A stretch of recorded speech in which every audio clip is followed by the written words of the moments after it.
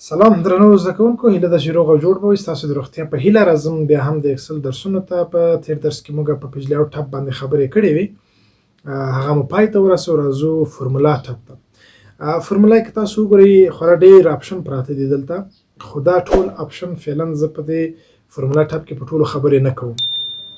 مخکې مې هم ویلې، اوس به بیا هم ووایم، موږ دلته ډېرې فورمولې لرو. فاینانشل برخه کې دي، لاجیکل دي، د ټیکس، ډیټ اینډ ټایم، لوک اپ، مت، ریاضي په برخه کې ډېر فنکشنونه لرو. حتی مور فنکشن ته چې راشي، یعنې هر برخه کې موږ فنکشنونه لرو.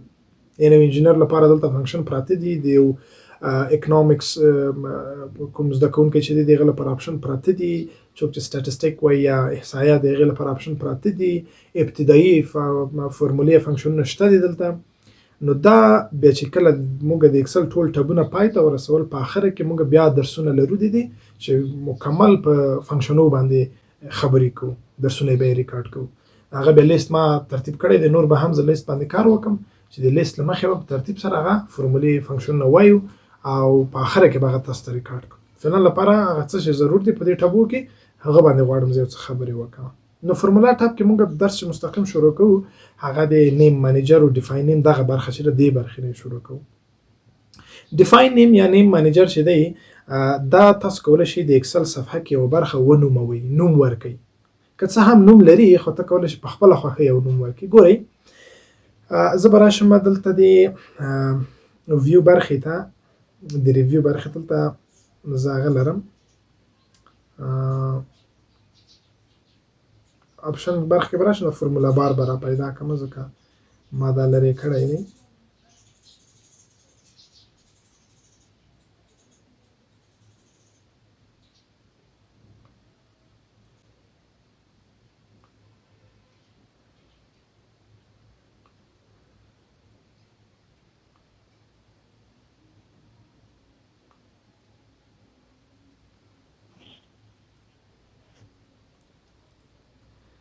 ګورئ، زه اوس مثال راځم د کالم په دغه یو برخه کې کلیک کوم. مثال زه ګورئ، موږ کالمونه لرو د ای بی سی په نامه دي دلته، ای بی سی ډي کالم، او دا 1 2 3. اوس غواړم یو مشخص کالم ته لاړ شم. مثال غواړم زی شل کالم ته لاړ شم، زی شل.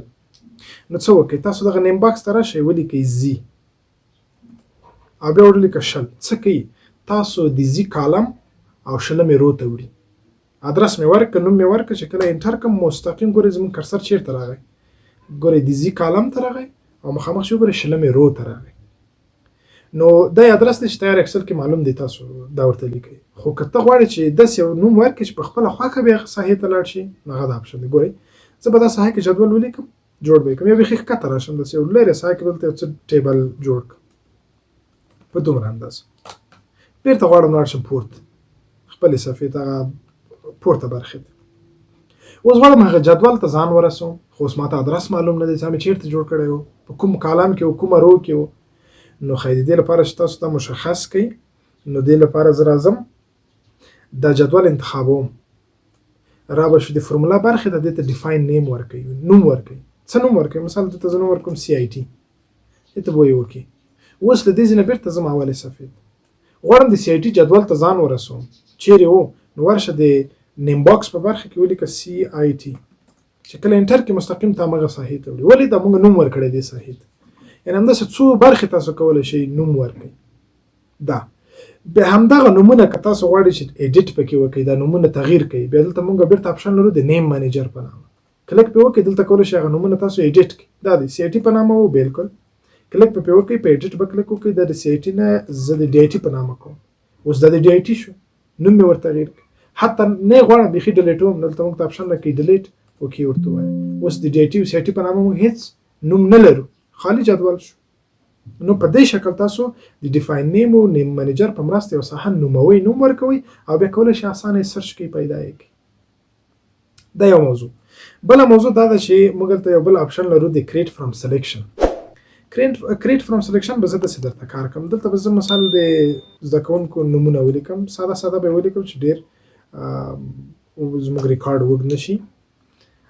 دلته به نومونه مثال څو دانې ولیکم، احمد هغه به ولیکم، مثال دلته ګورئ، زه به ولیکم حامد، دلته به ولیکم احمد، دلته به ولیکم اسد، دلته مثلا ولیکم عابد، دلته مثلا ولیکم محمود د ذکر علي ولیکم او دلته هم سمات بس دي پروګرامونه به هم دلته هم مونږ ولیکو ورډ وای دا هم اکسل وای دا هم اکسل وای دا ورډ وای مثلا دا وینډوز پروګرام وای صحیح شو او دا ورور هم اکسل وای اوس یو کار کوم چې دا زه ټول سر تر سره داسې انتخابوم داسې بیا به راشي تاسو کریټ فرام سلیکشن دکې به شي تاسو مد نظر نیسئ ټاپ رو پورتنی رو نیم او پروګرام او لیفت کالم چپ کالم نمونه په نظر کې نیسو دا انتخاب کړئ ته به یې وکړي اوس که ته راشي دلته ولیکه مساوي حامد ولیکه چې ولیکئ مساوي حامد یعنې موږ د دغه سلیکشن نه داسې یو فرموله جوړه کړله اوس که زه حامد ولیکم اتومات وګورئ ما ته په د جدول کې حامد مستقیم په نښه کوي چې څه شی دی پروګرامینګ ورډ دی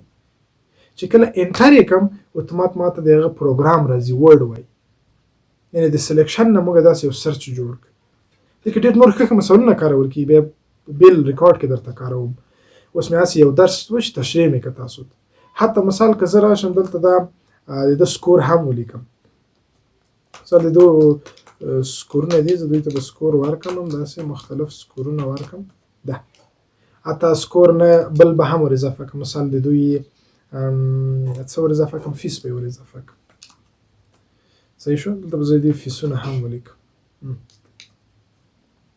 چې دا فیسونه یې درته ذکر کړم دلته